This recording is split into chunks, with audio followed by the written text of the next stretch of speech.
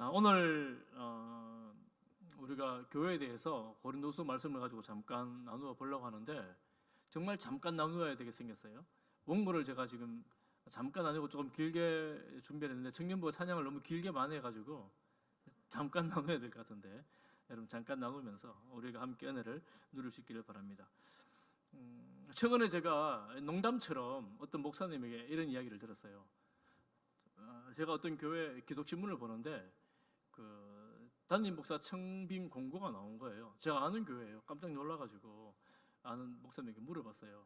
아니 그 교회 담임 목사님을 구하면 그 목사님 어찌 됐나 물어보니까 농담처럼 하시는 말씀이에요.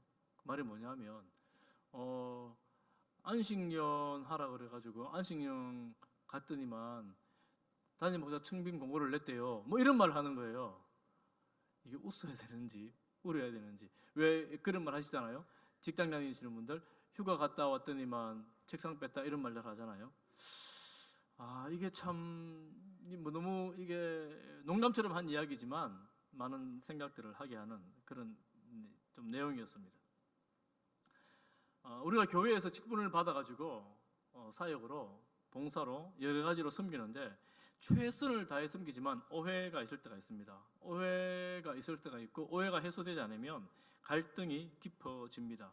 하나님의 부르심을 받아서 봉사를 하고 사역을 하고 직분을 받아 섬기는데 안타까운 일이죠. 그런데 오늘날 이런 교회들이 너무너무 많이 있는 것이 현실입니다. 현실이어서 어떻게 참 해결을 해야 되면 좋을까 이런 생각을 합니다만 여러분 한번 생각해 보십시오. 교회에 하나님의 부르심을 받아서 목숨 걸고 사역하고 섬기고 온 세계를 다 다녔는데 가장 많은 오해와 외면, 박해와 핍박을 받은 사람이 있다면 누구일까요? 누구일까요? 무슨 말씀을 하셨는데 마스크를 껴가지고 잘 안 보여, 안 들립니다. 바울이겠죠, 바울. 바울은 참 오해도 많이 받고 편견을 인해서 참 곤란한 적이 여러 차례가 있었습니다. 심지어는 바울 사도가 가서 개척해 놓은 교회에서 이제 교회가 세워질 때 그리고 다른 지역으로 전도를 나가잖아요. 그 개척 교회에서 바울을 보고 당신이 진짜 사도가 맞느냐라고 이렇게 바울의 사도성을 의심하는 그런 일조차도 있었습니다. 고린도후서가 바로 그 교회, 고린도 교회가 바로 그 교회입니다. 그리고 그 바울의 사도성을 의심하는 그들에게 보낸 편지가 바로 고린도후서입니다. 고린도 교회는 여러 가지 문제가 많았습니다. 아주 문제가 많았지요. 바울이 전도를 하고 교회를 세워놓고 왔는데 나중에 보니까 분파가 일어나서 교회가 막 나누어질 그런 위기가 있었고 또 음행의 문제, 있을 수 없는 음행의 문제가 있었죠. 결혼, 이혼에 관한 문제, 그리고 음식에 관한 문제, 그리고 은사가 너무 많아서 질서가 흐트러지는 그런 문제, 이런 여러 가지 문제, 마지막에 가는 심지어는 부활이 없다라고 주장하는 사람들이 교회 안에 있었습니다. 그럼 바울이 그런 소식을 듣고 어떻게 가만히 있겠어요? 그런 내용을 아주 적나라하게 편지에 다 써서 고린도전서를 보냈습니다. 그리고 편지를 한 통만 아니라 여러 통을 보냈습니다. 그런데 다가오는 소리가 뭐냐 하면 바울 당신이 정말 진짜 사도가 맞습니까? 뭐 이런 이야기를 하는 겁니다. 유대 교회로부터 무슨 추천을 받았습니까? 추천서를 보냈습니까? 뭐 이런 이야기들. 사도라면 왜 그런 환난과 핍박을 많이 받습니까? 사도라면서 왜 약속을 지키지 않습니까? 온다고 해놓고 왜 안 옵니까? 뭐 이런 내용들입니다. 이렇게 하면서 바울을 계속해서 폄훼하고 그 사역을 의심하고 인정해 주지 않았죠. 그런 그들에게 이 고린도후서를 썼습니다. 바울이 얼마나 곤란한 마음과 무거운 마음으로 편지를 썼겠습니까? 그런데 바울은 3절 말씀에 찬송하리로다 하나님을 찬송합니다. 왜냐하면 그는 우리 주 예수 그리스도의 하나님이시요 자비의 아버지시요 모든 위로의 하나님이시다. 이렇게 이제 고린도후서를 시작을 합니다. 그래서 오늘 제가 말씀의 제목을 위로의 하나님이시다 이렇게 정하고 말씀을 봅니다. 여러분 기독교 신앙 생활에서 중요한 것이 정말 많이 있습니다. 꼭 알아야 되고 챙겨야 되는 것들이 많이 있는데 가장 기본 중에 한 가지가 하나님이 어떤 분이신가를 아는 것입니다. 여러분들이 아는 하나님은 어떤 분이십니까? 매일 말씀을 묵상합니다. 큐티를 하죠. 말씀을 읽습니다. 많이 읽습니다. 많이 읽으면서 묵상하면서 내가 이 말씀을 통해서 알게 되는 하나님은 과연 어떤 분이신가? 그래서 여러분 말씀을 묵상하면서 어떤 지식을 누리는 것도 필요하지만 더 중요한 것은 하나님이 나에게 어떤 분이신가를 아는 것이 더 중요합니다. 그 큐티하면서 그리고 말씀 읽으면서 많이 통독을 하든 다독을 하든 짧게 읽든 길게 읽든 암송을 하든 중요한 것은 필사를 하든 하나님이 어떤 분이신지를 아는 것, 이것이 너무너무 중요합니다. 여러분은 하나님 어떤 분이십니까? 여러분이 아는 하나님? 수염을 이렇게 늘어뜨리고 양손에 금도끼 은도끼 들고 이 도끼가 네 도끼냐라고 묻는 산신령 같은 하나님이십니까? 아니면 요즘 아이들은 참 이해를 잘 못할 텐데 고등학교 시절에 밀대자루, 아니 밀대는 아니고 대걸레 자루 있잖아요. 요즘 표준어가 대걸레더라고요. 이렇게 몽둥이로 막 찜질하는, 저희 시절에 그런 선생님이 있었거든요. 그렇게 혼내기만 하는, 엎어놓고 때리고 엄격한 선생님, 그런 하나님이십니까? 아니면 잘하나 못하나 딱 지켜보고 있다가 잘하는 일에는 한 번도 입을 열지 않다가 조금만 실수해도 버럭 화를 내면서 재판하는, 혼내시는 그런 검사 같은 그런 하나님이십니까? 아니면 요즘 하도 말들이 많으니까 컴퓨터가 발달하고 AI, 인공지능 뭐 이런 거 발달하다 보니까 외계에서 있는 어떤 인공지능 같은 그런 분일까요? 하나님이 어떤 분이신가? 하나님은 여러분들에게, 우리에게, 성도들에게 전부라고 할 수 있는데 그분을 내가 어떤 분으로 알고 있는가? 오늘 여러분 위로의 하나님을 볼 수 있기를 바랍니다. 우리가 받는 위로의 하나님하고 약간 생각이 좀 다릅니다. 오늘 한번 말씀을 보겠습니다. 바울은 너무너무 많은 환난과 핍박을 당했고 그 환난과 핍박 가운데에 그의 사도성조차 의심하는 그들에게 하나님께서 나를 위로해 주셨다, 이렇게 말씀합니다. 모든 환난 중에서 위로해 주셨다, 이렇게 말씀합니다. 오늘 읽었던 본문의 환난, 위로, 이 찬양, 이게 계속 반복됩니다. 환난, 위로가 단어 여러 차례 나옵니다. 바울에게 이게 환난은 그의 삶의 일부였어요. 그의 삶이었습니다. 환난을 빼면 바울을 설명할 수가 없어요. 그런데 그에게 환난을 주셨습니다. 여러분, 바울처럼 하나님 말씀을 잘 들었던 사람이 어디 있습니까? 바울처럼 헌신했던 사람이 어디 있습니까? 바울처럼 사역했던 사람이 어디 있습니까? 바울처럼 선교하고 전도했던 사람이 어디 있습니까? 그런데 그렇게 수고하고 애쓰고 목숨 걸고 사역했는데 그 삶에는 환난이 끊이지 않았습니다. 고통이 끊이지 않았습니다. 그런데 그렇게 할 수 있었던 이유가 하나님께서 위로하셨기 때문이다, 이렇게 말씀합니다. 핍박이 사라지지 않는 상황에서도 하나님께서 나를 위로해 주셨다. 위로의 하나님이시다. 여러분, 헨리 나우엔이라는 우리도 지금 목사님인데 지은 책 제목이 상처 입은 치유자라는 책이 있습니다. 상처를 내가 경험했기 때문에 내가 받은 상처로 다른 사람을 위로할 수 있고 다른 사람을 도와줄 수 있는 그런 내용입니다. 그러니까 이 책 제목만 해도 내가 지금 상처를 받고 있고 고통과 환난이 있다면 또 다른 고통을 받고 있고 아픈 사람들을 내가 위로해 줄 수 있겠구나. 굉장한 위로지요. 여러분들이 과거에 정말 환난 많았고 수고 많이 하셨고 고생하셨잖아요. 여러분, 그 모든 게 내 인생의 자산이 되어져서 지금 현재 고통받고 있고 힘들어하는 성도들을 위로해주는 위로자가 되시기를 바랍니다. 우리가 이 받은 환난이나 아픔이나 상처들이 버릴 게 아니에요. 하나도 버릴 게 없습니다. 지긋지긋해. 다시는 그런 고통 당하고 싶지 않아. 마음은 그런데 여러분, 버릴 수도 없고 내 마음에 흔적이 남아 있어요. 내 몸에 흔적이 남아 있습니다. 이거 어떻게 버려요? 그러니 그거 다 안고 내가 받은 그 상처와 아픔을 가지고 과거의 경험을 가지고 다른 사람을 위로하는 거예요. 어떻게 위로할 수 있습니까? 하나님의 위로를 경험해야 내 것을 가지고 다른 사람을 위로할 수 있습니다. 하나님의 위로를 경험하지 못하면 다른 사람을 위로할 수 없습니다. 이렇게 말하죠. 누가 너무 힘들어요 이렇게 말할 때 이렇게 말합니다. 나는 그것보다 더해서 참아.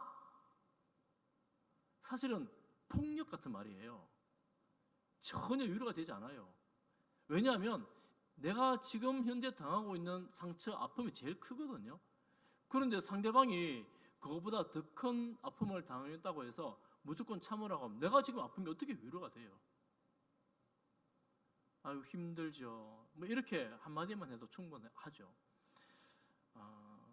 상처 입은 치유자, 내가 입은 상처를 가지고 오히려 그들을 넉넉히 감싸줄 수 있는 사람은 내가 하나님의 위로를 경험했던 할 때, 혹시 여러분 주변에서 나는 너보다 더해서 참아 이렇게 과격하고 무섭게 말하는 사람이 있거든. 아, 저분은 지금도 여전히 상처 가운데 있는 사람이구나 이렇게 생각하시면 돼요. 하나님의 위로가 필요한 사람이구나. 사실 우리 모두가 다 하나님의 위로가 필요합니다. 하나님의 치유가 필요합니다.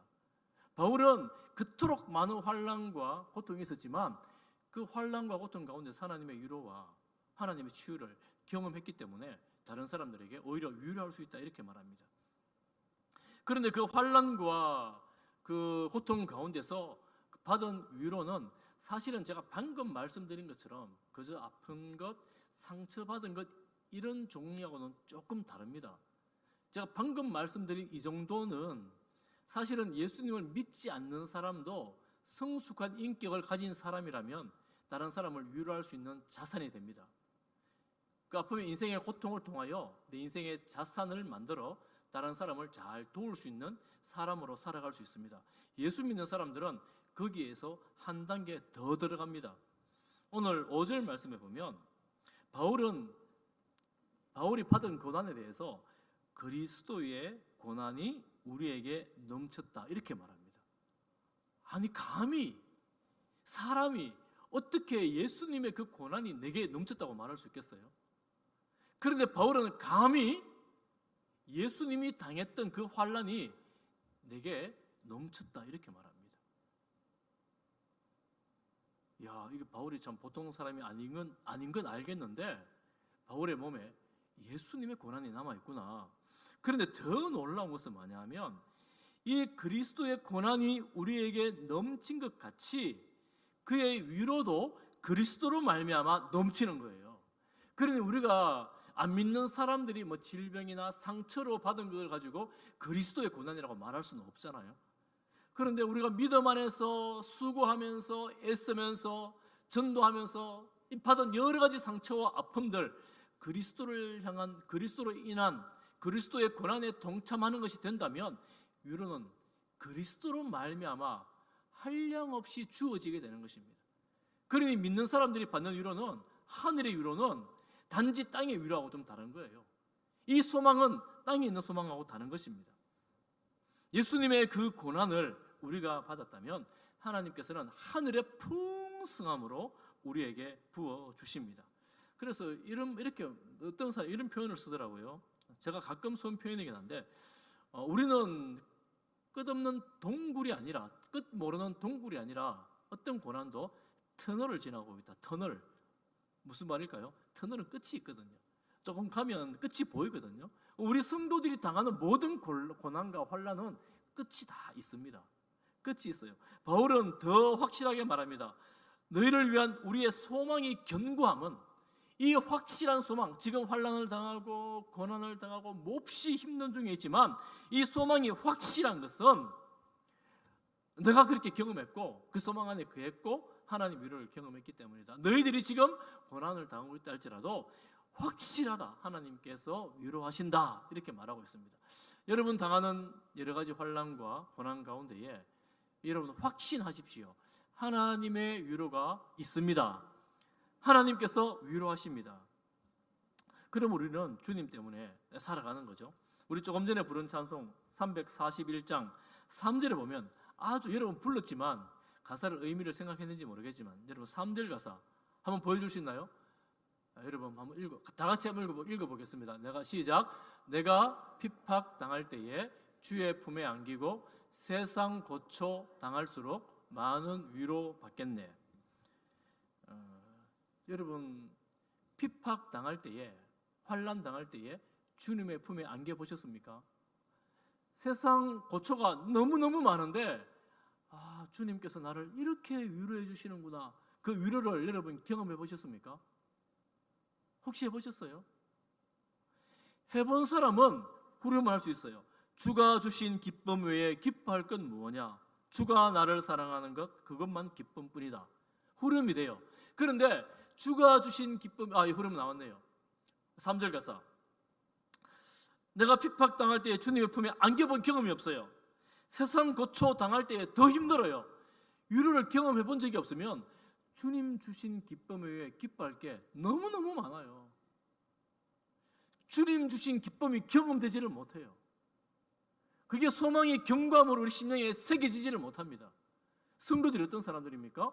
하나님이 주시는 기쁨, 하늘의 영원한 소망이 우리에게 소망이 된다는 것을 확신하고 믿고 따르는 사람들입니다. 그런데 경험이 안 돼요. 경험이. 세상 게 전부 다인 거예요.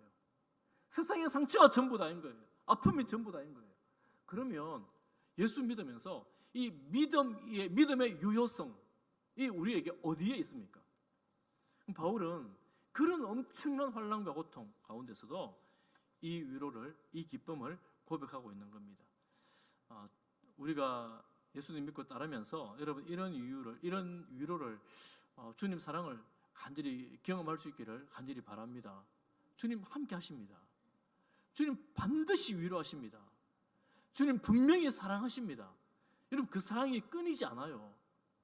그 사랑이 다른 데 가지 않습니다. 우리의 심령에, 우리의 마음에, 우리 곁에 늘 함께 하고 있습니다. 우리가 잘 느끼지를 못하고 있는 거죠. 그런데 고초 당할수록 주님의 위로가 더 많아요. 그럼 고초 당할수록, 세상 고초 당할수록 주님을 더 의존하는 거예요. 그때 주님께서는 반드시 위로하십니다. 어느 정도까지? 바울은 예를 들어 설명합니다. 아시아에서 당한 죽음의 환난. 우리가 아시아에서 전도하다가 사형 선고를 받았어요. 이제는 끝이구나. 8절 말씀 나오죠. 사형 선고를 받았어요. 소망이 끊어져 버렸습니다. 더 이상 이 땅에서는 끝이구나. 이런 고난 가운데 있었는데 바울이 뭐라고 말하느냐? 이렇게 말합니다. 9절 말씀에 보면 이는 우리로 자기를 의지하지 말고, 자기는 자기 자신입니다. 자기 자신을 의지하지 말고 누구를 의지해요? 오직 죽은 자를 살리시는 하나님만 의지하게 하심이라. 참 놀라운 고백이죠. 사형 선고를 받았는데 이제 죽었다고 생각하는데 이런 환난이 온 이유가 뭐냐면 너는 너 자신을 의지하지 말고 하나님을 의지해야 돼. 하나님은 죽은 자도 살리시는 분이야. 죽어도 괜찮아. 이렇게 말씀하시는 거예요. 바울은 그 확신 가운데서 위로를 받고 있습니다. 그러면 10절에 말합니다. 이렇게 말하죠.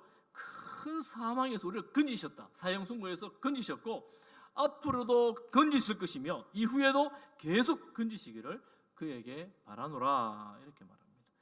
바울은 환난 가운데서 이런 하나님의 위로를 받았기 때문에 이런 담대한 고백을 합니다. 우리가 하나님 받는 위로로 이런 고백하며 살아갈 수 있기를 간절히 소망합니다. 그렇게 여러분 이런 위로를 받는 사람의 네 가지 특징이 있는데요. 시간이 조금 걸릴 텐데 짧게 정리를 하고 마치겠습니다. 네 가지 특징이 있어요. 하나님의 위로를 받는 사람들, 환난 가운데서도 하나님의 위로를 받는 사람들의 특징, 첫 번째는 뭐냐면 11절에 기도를 부탁합니다. 여러분 주변에 기도 부탁하는 분들이 있죠. 그분들은 하나님을 의지하는 사람이고 기도의 능력을 믿는 사람들입니다. 그런데 전혀 기도 부탁을 하지 않는 사람들이 있습니다. 그분들은 하나님의 능력을 아직 다 경험해보지 못한 거예요. 기도 부탁할 필요가 없어요. 기도 부탁할 게 없어요. 그런데 환난을 당하면서 하나님이 나를 돕지 않으면 안 된다는 사실을 알기 때문에 기도 가운데에 기도의 응답으로 열매 맺고 하나님께 감사를 경험했기 때문에 기도 부탁을 할 수가 있는 겁니다. 그래서 우리 성도들은 여러분 성도들 간에 이렇게 기도해줘, 내가 몹시 힘들어, 이렇게 말할 수 있어야 돼요. 기도해줘. 그러면 기도해주고 또 기도 부탁하고 마음을 나누고, 이것이 환난 중에 위로를 경험하는 사람의 특징. 첫 번째, 기도 부탁. 두 번째는 2장 7절부터 8절에 보면, 여러분 성경 보십시오. 앞에 안 나옵니다. 2장 7절부터 8절에 보면 그를 용서하라고 말합니다. 위로를 경험한 사람들은 용서하는 사람입니다. 너무 많은 근심 때문에 시험 들지 않도록 8절에 사랑을 나타내라, 용서해 주라는 겁니다. 용서하라고 말하면서 여러분 11절을 다 같이 한번 보겠습니다. 성경 보십시오. 고린도후서 2장 11절 시작. 이는 우리로 사단에게 속지 않게 하려 함이라. 우리는 그 계책을 알지 못하는 바가 아니로다. 아주 재밌는 말을 합니다. 용서를 왜 해야 되느냐 하면, 사단이 성도들 가운데에 미움을 품게 하고, 사단이 미움을 품어서 이 성도들을 분리시키는 거예요. 사단의 계책이 무엇이냐? 끝까지 용서하지 않고 마음의 미운 마음을 꼭꼭 숨겨두고 품고 있게 해가지고 저 사람을 끝까지 멸시하고 미워하고 저주하고 이렇게 살도록 하는 게 사단의 계략이라는 겁니다. 우리가 이 사단의 계략을 딱 알게 되면, 아하, 이거 사단이 내 마음을 시험하고 있고 휘어잡고 있구나라는 사실을 알면 우리가 어떻게 해야 되겠습니까? 예수 이름으로 사단아 떠나가라, 이렇게 해야 되죠. 그런데 우리 마음에 계속해서 미워하고 분노하고 짜증내고, 그리고 그것을 새를 만들어서 분당을 짓고 분리하려고 하고 나누려고 하고, 이게 이제 사단이 하는 일이에요. 교회에서. 그 교회에 그런 게 있었던 거예요. 그러니 바울은 용서하라. 여러분 사실은 나도 화가 나면 용서하기가 어렵습니다. 그 어떻게 하면 용서할 수 있는가 하면, 저 사람이 지금 사단의 계략에 빠졌구나, 영적으로 분별할 수 있으면 무대응할 수 있어요. 저거 별거 아니지. 사단이 시키는 사단하고 내가 사단하고 맞대응해가지고 뭐 하겠어요. 사단에게 밥을 주는 게 꼴밖에 되지 않습니다. 사단은 굶겨야 돼요. 무대응입니다. 대응할 필요가 없어요. 그러니 사단이 분노하는 거죠. 사단이 분노하도록 냅둬야 돼요. 혼자 발발이 뛰다가 그냥 죽어 나가는 거죠. 우리는 사단의 계략을 알기 때문에 사단은 어떻게든지 조직을 망가뜨리고 교회를 망가뜨리고 또 분노하게 하고 짜증나게 하고, 사랑보다는 미움을, 질서보다는 분열을, 공의보다는 불의를, 또 혹은 때로는 정의라는 이름으로 온갖 일을 해가지고 파탄시키는 사단의 계략. 여러분, 사단의 계략을 분별할 수 있는 한 가지 방법을 제가 말씀을 드리자면 이것입니다.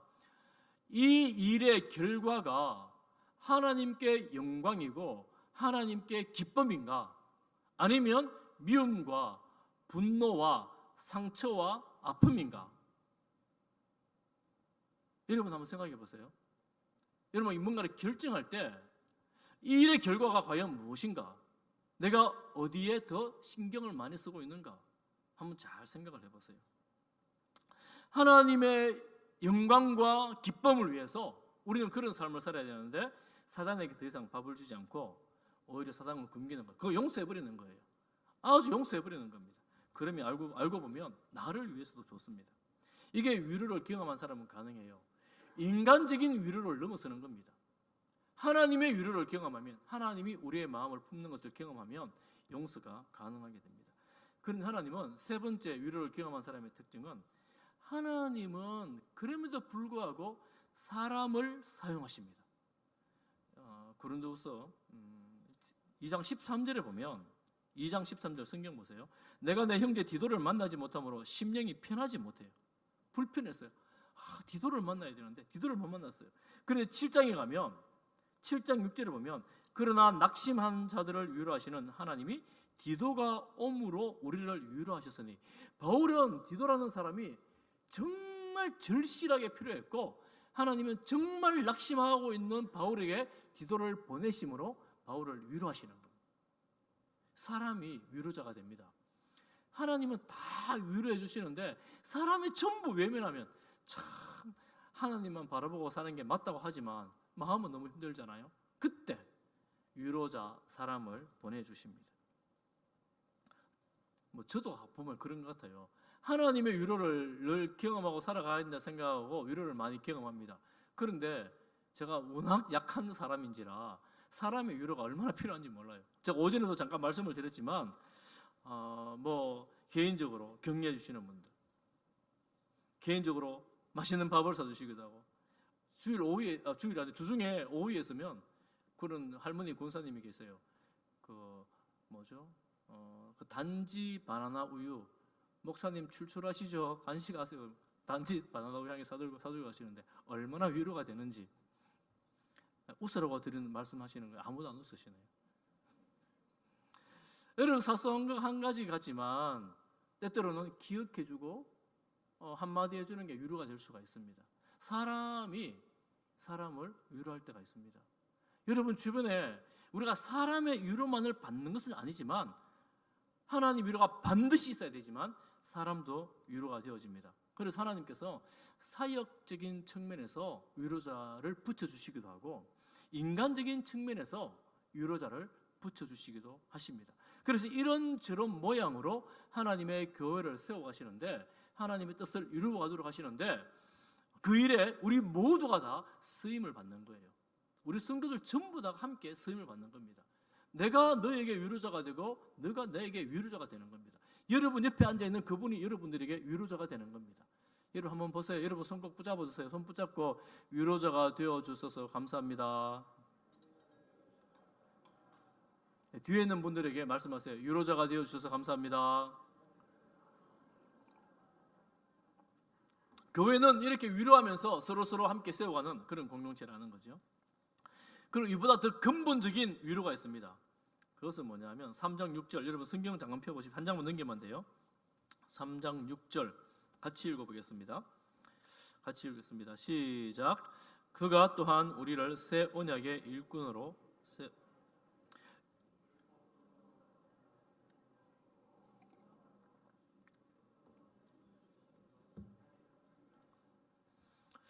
바울은 자기의 그 사도성을 의심하는 자들에게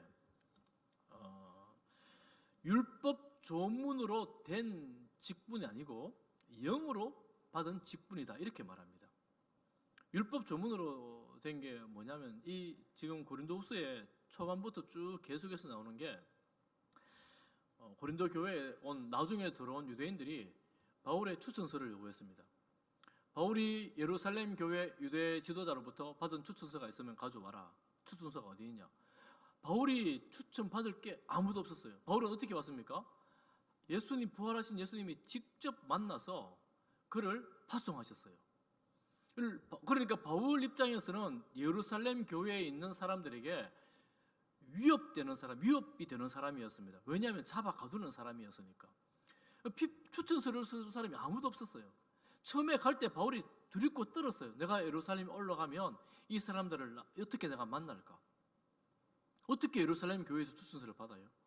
이건 율법 조문이라는 것은 율법을 통해서 세워진 제사장들, 율법을 통해서 입은 옷, 복식 제사장들 옷이 있잖아요. 이런 모든 것들을 말합니다. 혈통, 환경, 옷 입는 것까지 이렇게 세워져서 그렇게 추천받은 그 사람들, 그게 없잖아요. 바울에게는. 그럼 바울은 그거보다 더 중요한 것이 뭐냐? 영으로 세워진 새 언약의 일꾼이다 이렇게 말합니다. 바울에게 있어서 가장 근본적인 위로는 바로 이것입니다. 바로 이것이에요. 예를 들면 오늘날 제가 이제 목사인데 다른 사람들이 당신 목사인 거 증명해 보이세요 이렇게 말하면 저는 몇 년도에 신학교를 졸업했고 졸업장, 그리고 몇 년도에 광로사 고시를 통과했고 어디 노회에서 목사 안수를 받았고 목사 안수증 이런 거, 위임 목사 확인증 이런 게 있어요. 다 있어요. 이런 걸 가지고 제가 목사요 보시오 이렇게 하면 저는 목사로 아마 인정해 줄 겁니다. 우리 직분자들 같으면 모 시에 투표를 해가지고 내가 몇 표를 받아가지고 우리가 뭐 몇 표수는 몰라도 내가 그때 직분을 받았어 이렇게 할 수 있습니다. 이런 것들이 외적으로 우리의 신분을, 우리의 직분을 보증해 주는 것이라면, 여러분, 이 직분에 자신감이 사라질 때가 있어요. 하나님, 내가 과연 이렇게 하는데 목사로 제대로 하고 있는 건 맞습니까? 내가 이렇게 살아가는데 장로로, 권사로, 집사로 살아가는 게 맞습니까? 나는 정말 자격이 없어요. 나는 정말 무익해요. 내가 제대로 하지 못합니다. 이런 마음이 들 때가 있어요. 그때는 신학교 졸업장, 목사 안수증 이거 그다지 중요하지 않습니다. 하나님과 독대하게 되는 거예요. 그때 하나님께서 직분자들에게, 사역자인 저도 마찬가지입니다, 보여주는 확신은 뭐냐 하면 내가 너를 세웠다는 거예요. 내적 확신입니다. 외적 조건들이 아니라 내적 확신입니다. 여러분, 우리 장로님들, 권사님들, 집사님들, 이 내적 확신이 약하면 어떻게 되냐면 외적인 조건을 가지고 자꾸 들이댑니다. 내가 내면이 약해지니 속 사람이 약해지니까 사도 바울에게 계속 추천서를 요구했던 그들처럼 외적인 걸 가지고 자꾸 들이대는 거예요. 그렇지만 우리는 하나님 앞에서 부름받은 이 내적인 소명, 그리고 외적으로 확인할 수 있는 여러 가지 조건들, 이게 맞아떨어질 때에 이 직분이 오해받지도 않고 상처되지도 않고 하나님 앞에서 건강하게 살아갈 수 있게 된다 하는 것입니다. 저는 우리 온 성도님들이 우리 심령 가운데에 어떤 직분으로 서 있든지 하나님 앞에서 이 내면으로, 내적으로 바른 관계를 맺는 우리 성도들이 되기를 주님의 이름으로 축복합니다. 이 관계에 있어서 제일 기초되는 첫 번째 관계가 성도입니다. 성도예요. 성도가 되지 못하면 목사가 될 수 없어요. 성도가 되지 못하면 집사도, 권사도, 장로가 될 수가 없습니다. 성도가 제일 기초입니다. 하나님의 자녀로, 하나님의 백성으로 내가 하나님을 아버지라 부르며 예수 그리스도를 주님이라 부르며 내가 주님 앞에 살아가는 그 삶, 내 내면이 주님의 확정으로 생겨지는 그 은혜, 여러분, 은퇴한다고 해서 이게 사라지는 게 아니에요. 하나님 앞에 가는 순간까지 나는 주님께서 주신 이 사역, 이 직분을 가지고 평생을 살아가는 겁니다. 평생을 살아가는 거예요. 그러니 우리가 오해받고 상처받고 이랬던 그 바울이 자신을 여러 가지 말씀으로 변론하는 중에 몇 가지만 제가 말씀을 드렸는데, 우리의 심령에, 우리 성도님 심령에 이런 내적인 확신으로 여러분 그 은혜로 살아갈 수 있기를 간절히 축복합니다.